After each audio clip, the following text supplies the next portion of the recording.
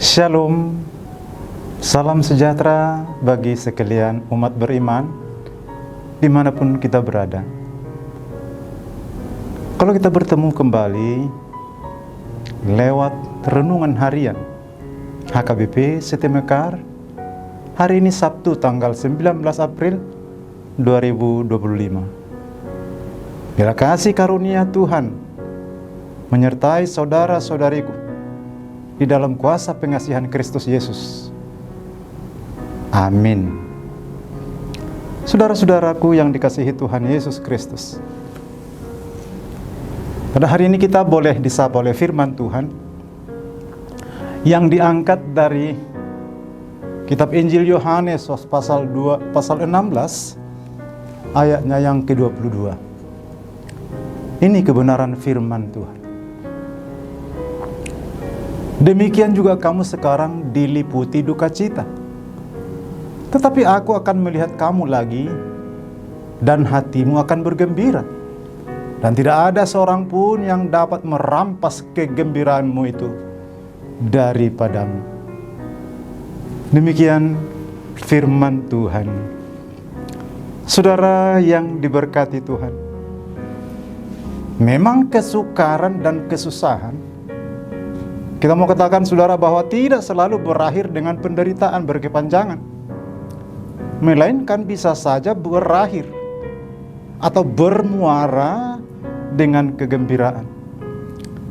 Tuhan Yesus bersabda, seorang perempuan berduka cita pada saat ia melahirkan, tetapi sesudah ia melahirkan anaknya, ia tidak ingat lagi akan penderitaannya karena kegembiraan bahwa seorang manusia telah dilahirkannya ke dunia. Kita baca tadi dalam ayat yang ke-21. Secara umum, kegembiraan jadi penghias rasa ketika seseorang boleh meraih keberhasilan, mempertaruhkan apa yang ada dalam dirinya. Sejatinya keberhasilan atau kesuksesan selalu harus didahului dengan kerja keras. Hasil yang baik harus dibayar dengan pengorbanan. Kegembiraan biasanya didahului dengan kesulitan. Orang yang sukses dalam studi misalnya adalah orang yang menyediakan banyak waktu untuk belajar dengan sungguh-sungguh. Orang yang sukses dalam pekerjaannya adalah mereka yang mau membekali diri dengan rajin. Bahkan orang yang berhasil dalam usaha adalah mereka yang memiliki rencana indah di masa depan.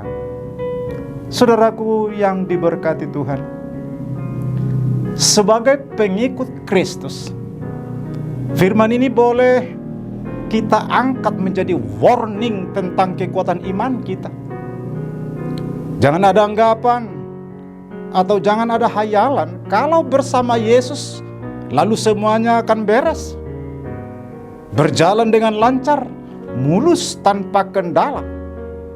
Justru saudara mengiring Yesus mulai dari aneka pelayanannya, pengajarannya, khotbahnya yang sangat mengagumkan, bahkan berbagai tanda mujizat yang dilakukannya, justru menjadi patron bagi kita untuk boleh bertahan menghadapi berbagai ujian di tengah hidup sebagai orang pengikut Kristus.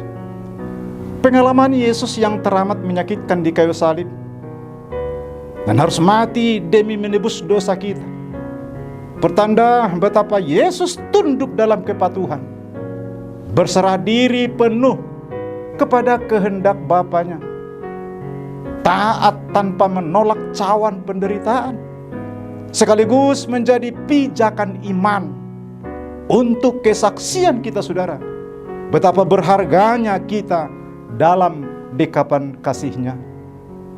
Lalu melalui peristiwa kebangkitannya dari antara orang mati, menjadi sebuah jaminan pula kalau kita akan dibangkitkan kelak dari antara orang mati. Dalam rangkaian kisah selanjutnya, Yesus akan meninggalkan orang-orang yang dikasihinya, termasuk kita setelah semua tugas pelayanannya tuntas. termasuk semua tugas pelayanannya tuntas sempurna di dunia ini. Hal inilah yang nantinya akan dirasakan oleh para murid. Tibalah saatnya, saudara, dia akan berpisah dengan para muridnya. Secara pasti Yesus tahu bahwa mereka nantinya akan mengalami duka cita dan kesedihan yang mendalam oleh karena ia telah pergi.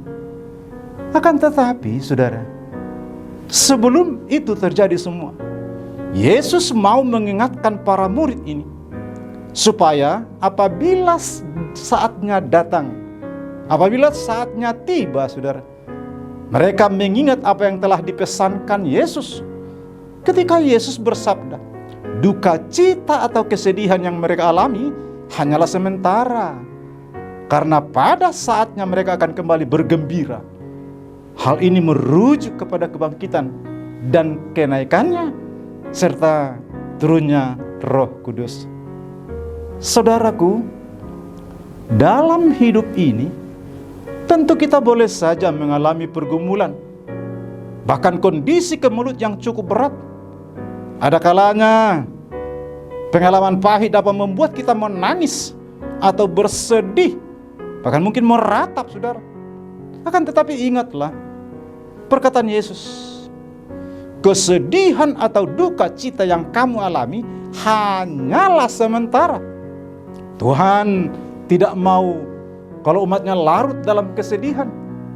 Oleh karena itu, kita sebagai pengikut Kristus, seberat apapun suasana yang kita alami, tetaplah memandang jauh ke depan, percaya dengan iman bahwa Tuhan akan mengubah duka citamu menjadi sukacita yang tidak terkatakan.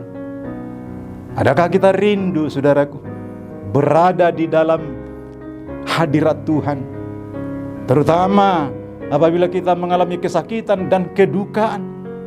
Ataukah kita masih bertahan meratapi jalan hidup, yakni kenyataan yang harus kita nikmati walau tidak selalu sesuai dengan apa yang kita harapkan? Memang Tuhan mengizinkan derita menghias lembaran cerita kita. Namun itu pun, saudaraku, hanya sementara, sebab Dia akan melihat kita lagi, sekaligus menganugerahkan sukacita hingga hati kita tetap bergembira. Satu hal yang kita yakini, bahwa Tuhan tidak akan pernah meninggalkan kita menghadapi aneka kedukaan ini. Dia tidak akan membiarkan kita dalam kesendirian di kancah pergumulan, sebab Dia sangat mengenal kita di antara kelemahan dan keterbatasan kita. Mari biarlah Roh Kudus tinggal di dalam diri kita, saudaraku, untuk memberikan kita sukacita yang abadi. Amin.